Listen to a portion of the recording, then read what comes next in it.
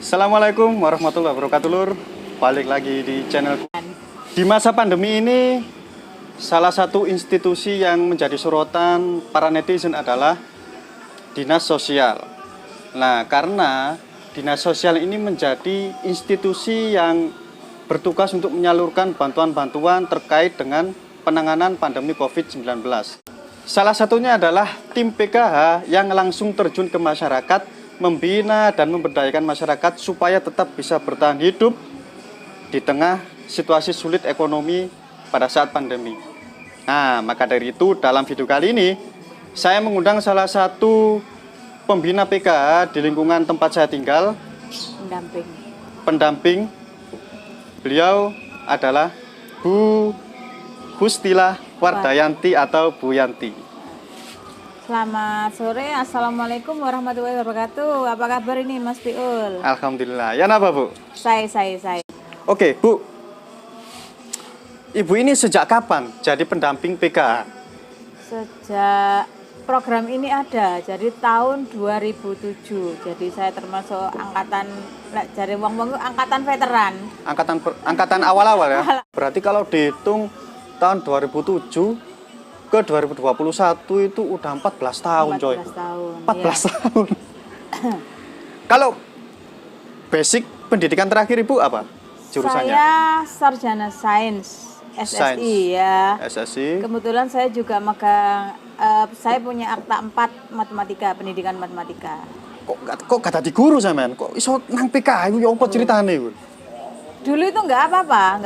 Jadi meskipun ijazahnya tidak sosial, tapi bisa diterima asalkan lulus seleksi. Waktu saya lulus seleksi tingkat kabupaten dan tingkat provinsi, akhirnya dinyatakan lolos sebagai pendamping PKH. Tugas PKH itu kan yang saya tahu loh ya Bu ya, mendampingi mereka yang dapat bantuan itu ya. Ya. Mendampingi sampai dana itu cair sampai ke tangan mereka. Apa tugasnya cuma sekedar itu aja apa lebih dari itu? Loh bukan hanya bukan sekedar ya? itu, banyak sekali tugas-tugas pendamping. Yang lebih banyak itu adalah sebagai motivator sebenarnya. Jadi merubah mindset mereka. Jadi gini, tidak hanya mendapatkan bantuan, tapi bagaimana mempergunakan dan mengelola bantuan itu supaya berguna dan sesuai dengan fungsi dari bantuan itu. Karena PKH itu bantuan bersyarat, ono syarate, dikekno tapi ono syarate. Apa aja syaratnya? Syaratnya ada komponen PKH-nya mulai dari ibu hamil, ya, balita, kemudian anak sekolah dari tingkat bawah sampai tingkat lanjutan atas sampai SMA ya. Kemudian lansia dan disabilitas. Selain itu, penerima program PKH itu tidak cuma terima uang buyar dihabiskan, tapi kita memberikan pendidikan, bagaimana cara mempergunakannya, kemudian bagaimana mengelola. Ada sekolahnya Mas, jadi orang-orang itu mungkin kurang paham, di PKH itu ada sekolahnya namanya P2K2. P2K2 lho, rungokno Ibu. Ya, apa itu? atau biasanya lebih dikenal dengan FDS, Family Development Session. Oh iya, pernah dengar. Ini pendidikan untuk keluarga yang mendapat PKH. Itu ada materinya mulai dari menjadi orang tua yang baik, materi ekonomi, kemudian kesehatan, kemudian materi pengetahuan tentang lansia dan lain sebagainya. Tentang COVID juga ada materinya khusus. Gitu. Oh berarti setelah mendapatkan istilahnya bantuan PKH itu ya? Iya. Apakah itu nanti si penerima itu harus laporan dipakai buat apa, buat modal usaha atau apa, apa nyarutan gitu harus ada laporannya ya? Sebagai pendamping, kami diwajibkan memberikan pengetahuan tentang itu. Jadi kalau saya memberikan kisi-kisi, maksudnya kayak bolehnya dipakai ini, yang tidak boleh ini, itu sudah kami jelaskan dan mencoba. Namanya yang dibantu kan kadang-kadang itu ada yang tidak bisa nulis ya, ada yang tidak bisa baca. Jadi kami memberikan skemanya secara sederhana saja. Untuk keperluan apa, kami memberikan batasan-batasannya, kemudian membantu KPM yang bersangkutan untuk merinci Mas, meskipun bantuannya tidak seberapa nih, jadi dirinci. Jadi ada tulisannya, ada catatan pengeluarannya ada. Sesekali kami juga minta notanya ada. Misalnya pembelian sepatu, ya. Pembelian sepatu. Sampai notanya men, diteliti men. Ya, tidak apa ya. Sesekali seperti itu. Tidak langsung di los gitu ya. Ya, sesekali seperti itu. Jadi mereka betul-betul mempergunakan bantuan PKH ini untuk komponen pendidikan dan kesehatan. Itu yang penting. Gitu. Jadi kalau gitu. untuk beli dan mereka ini harus bisa membedakan antara mana keinginan dan mana kebutuhan. Nah, ya, itu juga penting. Di materi ekonomi itu yang diajarkan seperti itu. Hal-hal sederhana yang kadang tidak terpikirkan ya oleh mereka, itu tidak terpikirkan, tapi justru di materi FDS ini, di materi P2K2 ini itu diterangkan. Misalnya bagaimana menjadi orang tua yang baik. Kabeh wong tua api, kabeh. Tetapi bagaimana menjadi orang tua yang lebih baik itu kami ada materinya. Selama ini ada nggak yang bengal gitu, dituturi, disuruh make buat usaha, buat kebutuhan tadi ya, bukan keinginan, tapi bandel, dibuat ini, dibuat itu, tidak sesuai sama yang seharusnya, yang semestinya. Ada nggak? Namanya manusia, saya tidak mengklaim 100% betul, 100% menjalankan sesuai program, tidak, pasti ada yang seperti itu. Hanya perubahan mindset ini yang kita tekankan. Jadi sedikit demi sedikit, yang awalnya seperti itu, jadi berkurang dan lama-lama nggak ada. Misalnya gini lur, diantarkan suami ke ATM, ngambil bantuan. Setelah itu dipakai beli sate, suaminya beli rokok. Itu pada awalnya pernah saya menjumpai seperti itu. Setelah, ini kenyataan di lapangan seperti itu. Ketika sudah kita beri wawasan, kita beri pendidikan ya istilahnya, edukasi seperti itu. Akhirnya saya ketemu lagi sama beliaunya. Alhamdulillah Bu, sekarang suami saya udah nggak kayak gitu lagi, sudah sadar. Kalau dulu gimana Bu? Waduh, langsung minta beli rokok. Kalau sekarang sudah dibilang sama Bu pendamping nggak boleh beli rokok, akhirnya dipakai untuk keperluan yang lain. Gitu. Berarti besar ya dampaknya bantuan PK bagi masyarakat itu ya? Sangat membantu. Terutama kalau dipergunakan sesuai dengan aturannya, itu sangat membantu. Ya. Untuk ibu kan pendamping nih ya? Iya. Lah pendamping PK satu orang itu menaungi berapa anggota? Memegang berapa anggota? Macam-macam. Sekitar antara 250 sampai hampir 300. 200. Satu pendamping. Ya, satu pendamping. Nah itu sudah. Ya itulah Mas, kan karena jumlahnya yang seperti itu, bagaimana kami memaksimalkan, apalagi di masa pandemi seperti ini kita tidak boleh kumpul-kumpul atau gimana, jadi kita harus punya kiat bagaimana tetap mengadakan pertemuan, tetap kontak dengan mereka tanpa menimbulkan kerumunan, nanti menimbulkan klaster baru kan kena juga kita seperti itu. Itu kan ada 200 sampai 300 orang tuh ya per pendamping PK. Itu anggotanya itu yang milih pendamping apa dari perangkat desa? Tugas kami sebagai pendamping adalah mendampingi mereka yang sudah mendapat. Murni mendamping ya. Jadi yang dapat itu nggak ada urusannya sama pendamping PK ya? Kita ada urusannya juga ada Mas. Jadi kita melakukan validasi. Dulu sebelum menjadi anggota itu kan ada data turun dari pusat seperti ini yang harus didampingi ini, dan ini di billing dulu di desa. Jadi kita koordinasi dulu dengan desa. Sekiranya orang-orang ini apakah mereka itu layak atau pantas mendapat bantuan itu Mas. Jadi ndak sakarpe dhewe iki dulurku kita masukkan, iki koncoku, tidak seperti itu. Itu kan Ibu menaungi 200 sampai 300 orang ya. Pasti ada kesulitannya dong. Kesulitannya apa?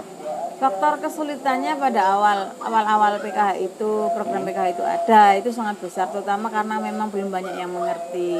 Kalau semakin lama itu tidak bergeser, kesulitannya itu bergeser kepada pihak-pihak di luar PKH yang tidak mengerti dan tidak mau bertanya. Jadi mereka asal menulis statement atau bagaimana, itu yang membuat kami agak kesulitan juga, karena Mas ya, itu menjadi beban tersendiri buat kami untuk lebih eksis atau bagaimana, itu beban yang berat buat kami. Ya, Ibu kan udah 14 tahun nih ya 14 berkarir di bidang penggiat sosial lah istilahnya. Yang membuat Ibu termotivasi untuk terus eksis di bidang ini itu apa sih? Apa gajinya, apa kepuasan batin, passion tadi, atau ya pekerja mengabdi itu kan kita dapat dua-duanya gitu, pahala sama Penghasilannya dapat, penghasilan. pahala dapat. Saya menyadari Mas, saya juga bukan orang kaya, bukan orang mampu ya. Jadi saya tidak bisa bersedekah mungkin dari segi harta ya. Jadi saya ingin sedekahnya dalam bentuk yang lain, misalnya ilmu seperti itu. Jadi lewat P2K2 itu saya sering ini Mas, memberikan beberapa pengetahuan atau beberapa praktek-praktek kecil yang saya kira berguna buat teman-teman di desa itu.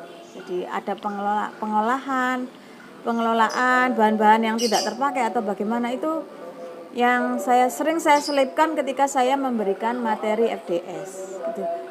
FDS itu gini loh Mas, kita nyinaoni kita berbagi ilmu pada penerima PKH, dan yang diajarkan itu bukan anak-anak, bukan anak sekolah yang diajari orang tua ya. Iya, orang sepuh-sepuh. Istilah kalau dulu kan ada lagunya, mengukir di atas batu itu lebih mudah daripada mengukir di atas air ya. Iya, seperti itulah. Jadi pekerjaan saya itu sebetulnya mengukir di atas air, dan bagaimana supaya ukiran saya di atas air ini tidak sia-sia, itu saja. Jadi apa ya, ada beberapa teknik yang mungkin tidak kita dapatkan di waktu kita kuliah dulu. Saya juga di kependidikan Mas ya, ada beberapa mata kuliah yang justru saya dapatkan ilmu itu di lapangan. Bagaimana memahami, bagaimana kita bersimpati kepada orang lain, tapi ada tapinya. Kita ini kan istilahnya pelayan masyarakat juga ya. Bagaimana tapi kita tetap bisa eksis di maksudnya kedudukan kita itu eksis gitu loh, bukan kita melayani masyarakat terus kita diinjak masyarakat, tidak seperti itu. Jadi tetap kita sebagai pendamping loh ya, saya bukan guru. Pendamping itu berarti kedudukan kita sama-sama. Jadi saya mengiringi langkahnya para KPM PKH ini untuk mendapat kehidupan yang lebih baik di kemudian hari. Karena PKH ini tidak abadi. Jadi ada saatnya mereka sudah mampu, itu akan mengalami apa yang namanya graduasi mandiri. Graduasi mandiri karena dia mampu. Ada graduasi alami karena nggak ada komponen. Yang kedua adalah graduasi mandiri karena sudah mampu, kriteria mampu. Nah, selama ini kan ada berbagai program ya di PKH, yang salah satunya itu memberdayakan masyarakat. Nah, untuk anggota yang Ibu dampingi selama ini, apa saja yang sudah dihasilkan dari kelompok PKH yang Ibu tangani? Entah itu UMKM atau apa gitu? Ya. Untuk sementara ini saya saya menyelipkan materi-materi di dalam materi FDS. Karena orang tua kalau dikasih materi itu ngantuk. Jadi betul. Selalu saya selingi dengan praktek-praktek praktek-praktek yang mudah, yang tidak membutuhkan banyak biaya. Misalnya tadi mengolah atau mengubah sampah menjadi barang yang berguna dan bisa dijual kalau bisa. Oh, sampah didaur ulang? Ya, misalnya gini, membuat meja kursi, mebel dari botol bekas minuman ini, air mineral itu. Kan jadi nggak usah beli kursinya. Paling nggak kalau mereka nggak bisa jual, pakai sendiri. Iya, dipakai sendiri. Kemudian membuat akuarium dari botol bekas. Kemudian membuat pot. Ini sangat membantu karena apa? Beberapa KPM saya itu ada yang jualan ikan. Oh gitu. Jadi misalnya harga ikan 3.000 ya masih satu ekor. Kemudian ketika sudah ditaruh di akuarium yang dijual itu bisa laku 10.000. Iya, padahal botolnya dapat mulung. Iya, ini seperti itu. Ini ada KPM saya di Tompo itu seperti itu. Jadi meningkatkan nilai ekonomi ya. Jual ikan cupang, kemudian saya ajari bikin akuariumnya. Ternyata iya Bu, biasanya laku 5.000 paling mahal Bu. Sekarang bisa 10.000, bisa 15.000. Wah. Gitu. Terus ini apa ini? Oh, itu gedebok pisang itu. Gedebok Nah, iki lur. batang pisang itu loh, Mas. Ini juga salah satu produk yang dibuat oleh kelompok PKH-nya Ibu ini ya. Iya, iya. Gedebok. Gedebok pisang. Jadi Gedebok. Kayak gedebok. keripik, men. Ini kalau yang ini ontongnya, bunganya, bunga pisang. Oh, jadi bagian-bagian dari pohon pisang ya? Iya, saya kebetulan yang Dibuat banyak camilan, guys. yang banyak terdapat di desa dan bahannya gratis. Itu sampah nabati yang dibuang. Biasanya kalau orang bikin pecel ontong ya, bisa dipecel aja Nah, gitu. iki lur. Itu kan yang bagian-bagiannya yang seperti pisang-pisangnya itu kan dibuang, Mas. Oh, ya yang dalam itu ya. Yang dalamnya itu, yang diambil tengahnya aja, kan eman-eman. Karena tidak beracun, akhirnya saya coba buka di YouTube, buka di Google ya, masih ada resep-resep itu. Sudah diuji dan tidak berbahaya, tidak mematikan. Hanya saya belajar mengolahnya dan menularkan kepada anggota PKH saya. Akhirnya anggota mendapatkan dua keuntungan. Selain bantuan Ya. tunai, nah, bantuan itu diberdayakan secara produktif dan menghasilkan. Sehingga uang yang tadinya dapat dari pemerintah itu tidak habis dimakan. Tidak langsung habis. Tapi ada diputar-putar dikit nah, lah gitu. menghasilkan dan menghasilkan. Iya. Dan Keren. itu ada di materi ekonomi. Keren. Ya, diajarkan di materi ekonomi FDS itu ada seperti itu, ada materinya sendiri. Pertanyaan terakhir. Nggih. Harapan Ibu sebagai pendamping PKH ke depan apa untuk anggota yang yang Ibu tangani? Ya. Harapan Harapannya. saya kalau selama ini kan dari pemerintah ya, bantuan itu langsung turun ke masyarakat. Tunai ya. Kemudian mereka mempergunakannya sendiri. Harapan saya untuk pendamping itu juga diberikan suatu kecakapan khusus. Kecakapan khusus yang pertama. Yang kedua, bolehlah berupa bantuan ya, bantuan pelatihan. Karena apa, Mas? Pelatihan seperti ini paling tidak itu menguras kocek kami sebagai pendamping. Oh. Meskipun sedikit banyak ya. Misalnya Iya. untuk menggoreng kan saya harus beli tepung, beli minyak gitu, beli ini. Harusnya itu kalau hanya dikasih materi seperti ini, itu orang tua-tua itu sudah nggak nyantol gitu loh. Secara ini juga nggak maksimal ya Iya, ke masyarakatnya jadi paling tidak dari harapan saya kepada kementerian itu kita diberikan kecakapan khusus dan diberikan wewenang juga termasuk biaya operasionalnya untuk memberikan pelatihan yang langsung mengena dan langsung bisa diaplikasikan di masyarakat. Itu ojo dikei duitnya saja. Jangan diberi ikannya saja tapi berilah kailnya biar mereka bisa mancing sendiri. Gitu, Mas. Itu harapan saya. Semoga harapan Ibu yang tadi sudah disebutkan ini bisa terlaksana. Amin, amin. Dan saya doakan Ibu tetap istiqomah, sabar dan tetap semangat mendampingi masyarakat yang memang kalau saya lihat sih membutuhkan ya, membutuhkan pendamping. Karena kalau dibiarkan dia begitu aja, bantuan itu langsung habis. Nggak ada manfaatnya. Betul, tepat sasaran lur. Tapi dibuat makan nggak ada nilainya kalau cuma dibuat makan. Iya. Oke, itu tadi obrolan saya dengan Bu Yanti, salah satu pendamping PKH di Kabupaten Pasuruan, yang bisa dijadikan referensi buat teman-teman, inspirasi buat teman-teman, bahwa yang namanya profesi itu harus kita lihat jangan sebagai untuk mencari nafkah semata, tapi juga ada nilai sosial dan nilai ibadahnya. Oke, di segmen terakhir ini kita akan lihat berbagai aktivitas beliau yang sudah saya rangkum menjadi video sederhana. Ini dia videonya. Oke Bu, matur nuwun sudah mampir di channel saya.